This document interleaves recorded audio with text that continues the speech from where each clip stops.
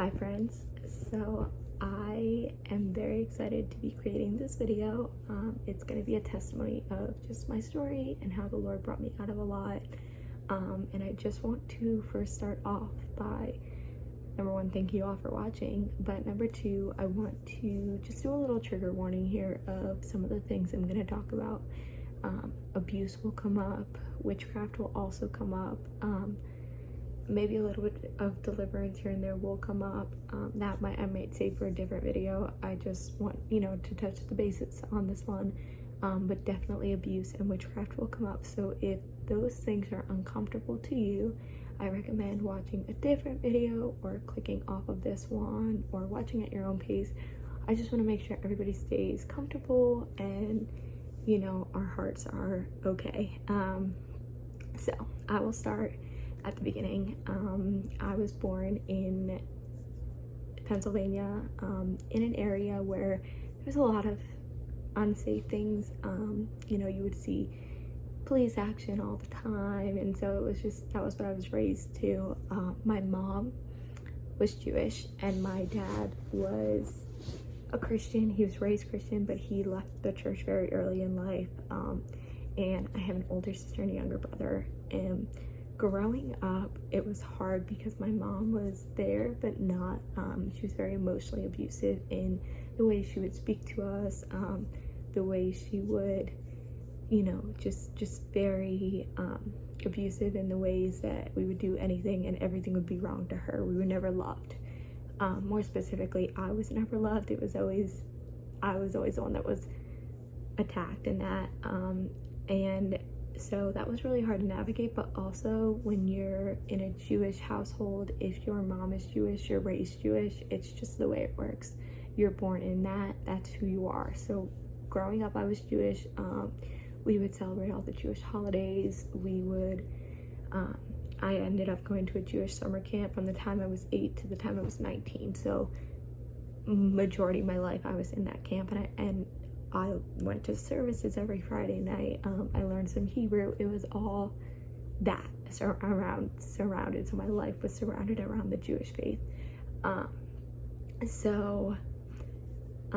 remember going to summer camp and it was really hard. I definitely struggled with friendships in that community. I knew that there was something different about me, but I didn't know what it was. I was never into what the other girls were into. I was never really wanting to talk about the boys and wanting to do all that stuff that was interesting to 13-year-old girls. So I always would hang out with younger campers. And then when I was in high school and I ended up going to that summer camp, becoming a counselor, that was when it got really hard because I would be abused at home, and then I would go to camp and the trauma from home would fall and pour over into camp. And so I would get bullied by the girls my age, my peers. I would get bullied by my supervisors. Everybody seemed to be attacking my character, and I didn't know why. And I was trying to fill this void of what is going on, what is wrong with me. And I just want a little sidebar here. If that's happening to you, it's not you. If it seems like there's everybody in your life that is attacking your character, that means that there's something in you that's stirring, and that's what happened with me. So fast forward to when I was a senior in high school. I knew that there was something that I needed, some kind of hole that I needed to fill. So I turned to drinking and drugs and partying and trying to do whatever I can to be liked, which obviously the title of my video, that did not work. And so that was not filling a void, but it was, I would go to camp and these girls would talk about partying and these girls would talk about drinking and drugs, and I'd be like, oh, that'd be cool, let me try it. So I would do that. And then my freshman year of college was hard because I had tried to make friends, and growing up I never had friends because, like I said, I was always attacked, so to say, of something's going on in your house, okay, cool, now something's gonna go on in your family or in your relationships with friends. So freshman in college, I went out for these clubs, went out for sororities on campus, tried to be liked. And that was what I was trying to do, was fill this void of like, I'm gonna go to class every day, but I'm also gonna party on Thursday, Fridays, Saturdays, sometimes even Sundays, just to get liked. So I spend most of my weekends drunk. And that was hard because it was definitely like my body was like, what's going on? This is not okay. And so I would go out for these clubs on campus, and I ended up being dropped from all of them, including sororities, including other clubs that like I wanted to fill voids, and every one of them dropped me. And again, I was like, there's something wrong with my character, and what am I doing wrong? It was around this point that I was starting to figure out that like maybe there was something out there, maybe there was something else, like something else that could fill this void that I'm trying to fill. So I joined this club called InterVarsity, which some schools have it, some schools don't, and it was a Christian fellowship group. And I've never known anything about Jesus or about like Christianity at all. Like, I was raised Jewish. Like I said, you know, it was this is what you are, this is who you are, nothing's changing that. So I joined this group, and I remember telling my mom like, oh mom, like this is cool, like I'm part of this club, they're talking about Jesus, like do you know anything about it? And in that moment my mom like snapped. She's like, none of that talk, like you can't, you're Jewish, like you need to stop going to that club immediately. And I was like, oh, that's weird, because like this is the only place that's making me feel like a warmness in my heart, like a love. And so I would secretly go to that club, not tell my mom, want to go to church, but never had like enough motivation to go to church. And every time I would bring that up to my mom, it would always be the same reaction of, no, like you're not a Christian at all. And so I was like, okay, like a piece of me was like, I'm just gonna go to this group because it's gonna give me attention from my mom. Even if it's negative attention, at least I'm getting attention. And so I started to go more frequently in that club.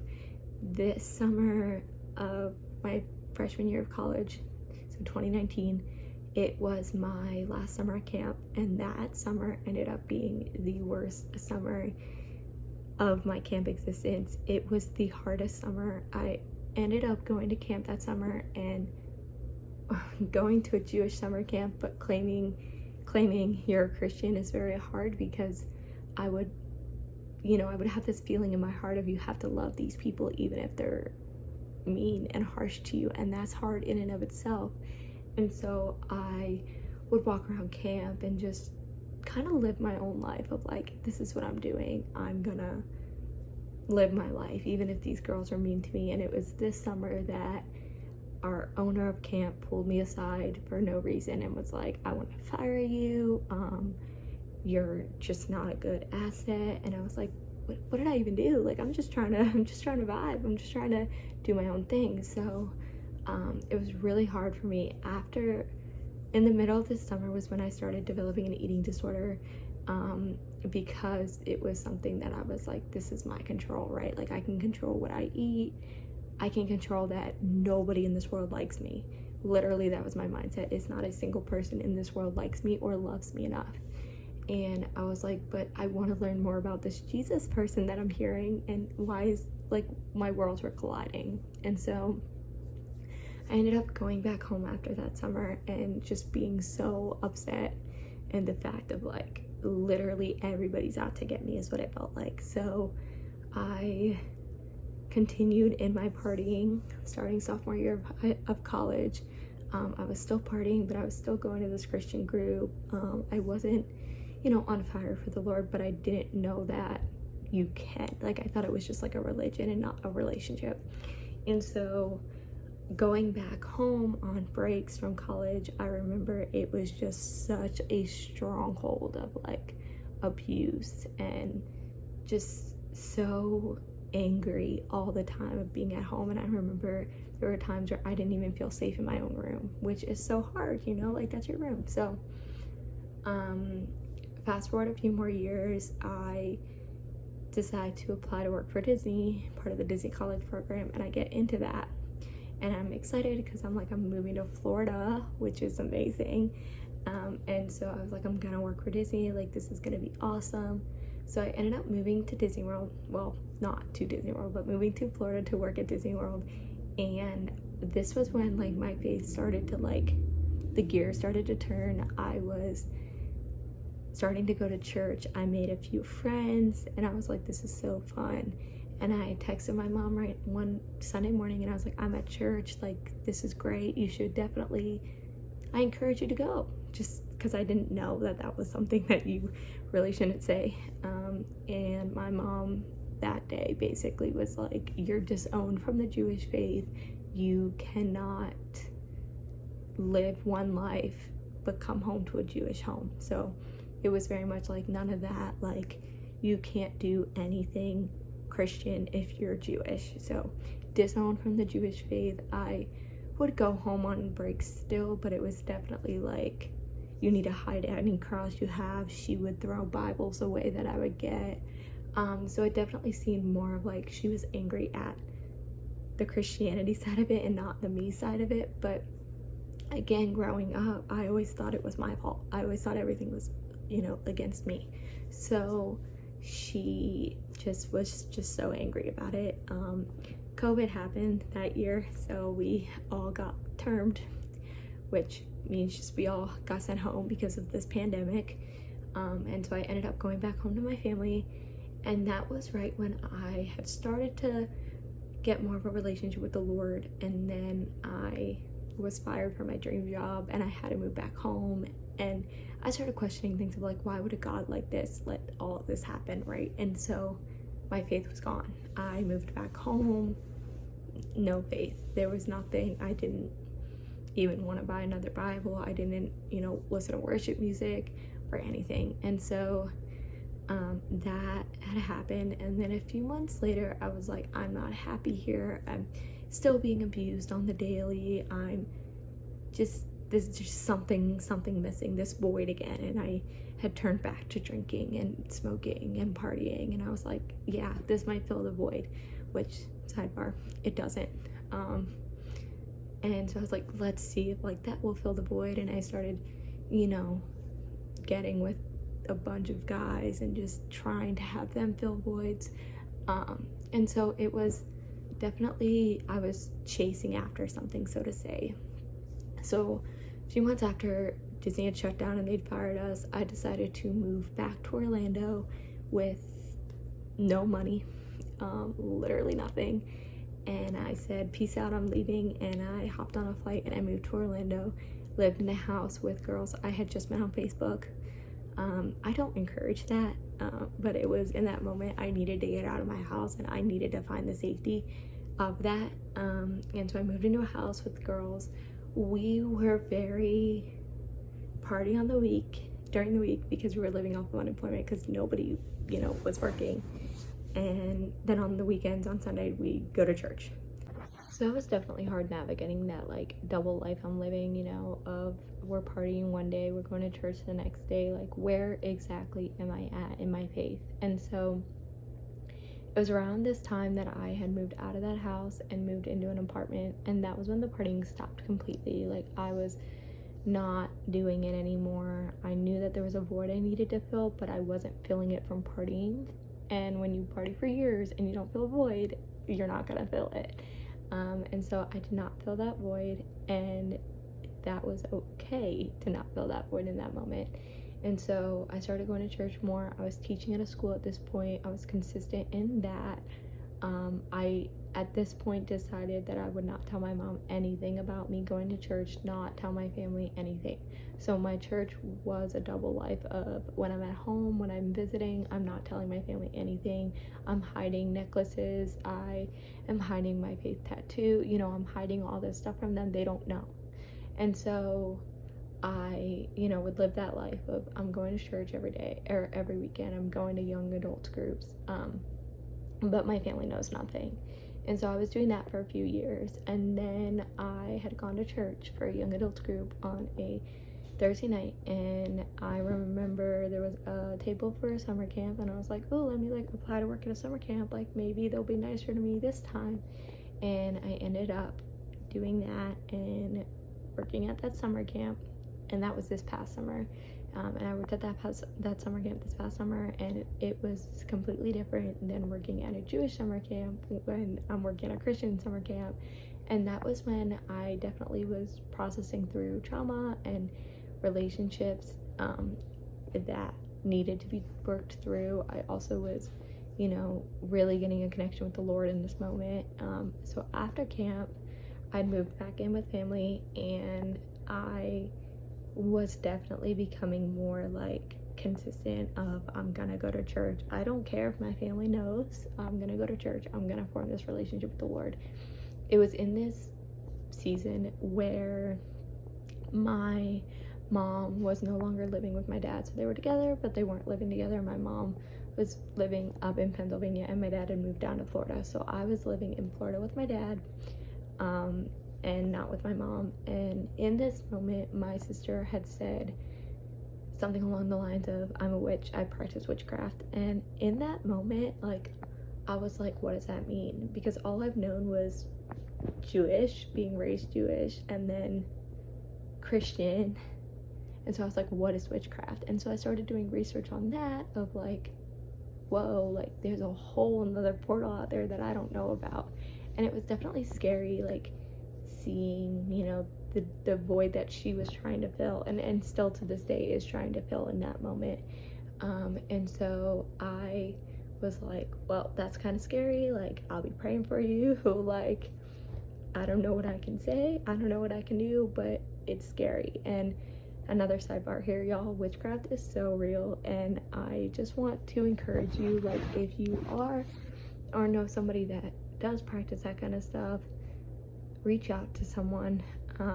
Reach out to me. I will help you. We will process things. It is not a void you want to fill. I still to this day pray for my sister and her salvation, and I know that the Lord will she will find the Lord, and I truly believe that in my heart. And so I reached out to a few friends, and I was like, I'm like struggling, like I'm wanting to walk with the Lord, but I just don't know how the Lord can love you so unconditionally when you're abused your entire life and when no one in this world loves you, but you talk about a God that does. And this was when I started questioning everything, and I was like, am I a Christian? Like, let me just sit down and unpack that. And so just a lot of like panic. I started getting panic attacks, which I realized, they happen, but it's also like, where's the root in that? And so I was invited to a conference here in Orlando with a few friends, and I was living in Pensacola, which is like the Panhandle area with my family, and I was like, I'll go to this conference, like maybe grow a closer connection with Jesus. I didn't mention this earlier, but about a year ago when I was living in the apartment, I had gotten baptized, and that was something that I did, and I invited my family, and I was like, come to this baptism, like it's gonna be great, like you don't have to come if you don't want to, but I'm getting baptized and I'm your daughter, so I feel like you should be there. And my dad showed up and my brother showed up. My mom, absolutely not. I told my grandma. She was very, very rude about it, and not like rude about it in a way of like just being rude about it, but she was rude about it because she's Jewish. And so she was very like, you can't do that, like again, you'll be disowned, like all of this stuff. So I was like, okay, like it's fine, I'm gonna do it because I feel like I need to do it. I feel there's a call, there's a pull, so I'm gonna do it. So fast forward back to a month ago, I go to this conference, and it's a very like hard conference in the way of like the things they're preaching about are very deep and hard, and roots are being pulled up, and people are getting delivered, and it's just scary. And so it was just a very hard moment of like, what am I supposed to be doing? And this was the first time that I have ever labeled and named the abuse, and that is something that has changed my outlook of my entire life. Of if you can name it, you can claim it, and you can heal from it. And that's my motto. Name it, claim it, heal from it. And that's something that I did. Well, I'm working on doing, right? Like, you name it, you claim it, and you heal from it. And so that was something that I was like, oh my gosh, okay, I need to sit down in this. Like, I'm being abused. And in this conference, in this moment, that was when I met some of the most amazing people in my life. Some friendships that I've never ever had friendships like this before, of this is not okay, and you are worthy, and you are loved, and Jesus calls you all of these things. And so that was when my walk just became so much like, I feel like it was a walk, but now we're running, you know? So we ended up sprinting, and the Lord revealed to me in that moment that I cannot go back home. I need to move. So I flew to Orlando with a backpack on my back for the conference, and I now live in the Orlando area with so much more because the Lord's provided. And so I have not gone home since the conference. I have a room, I have a bed, like, I have things. So basically it has been a crazy journey of walking by faith and not by sight. But also, like, I just want to support and encourage everybody that is watching this video.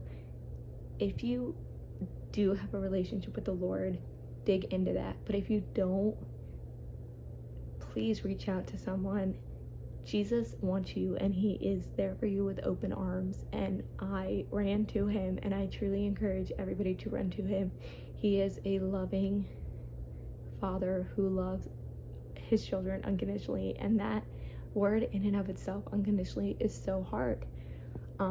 So yes, I just wanted to share this little story, and I hope that it encourages just a few people, you know, just to continue to push through. I also, you know, truly believe in my heart that the Lord will change lives. He's done it for me. He can do it for you. And I truly believe I will be making more videos like this, sharing that my family came to the Lord.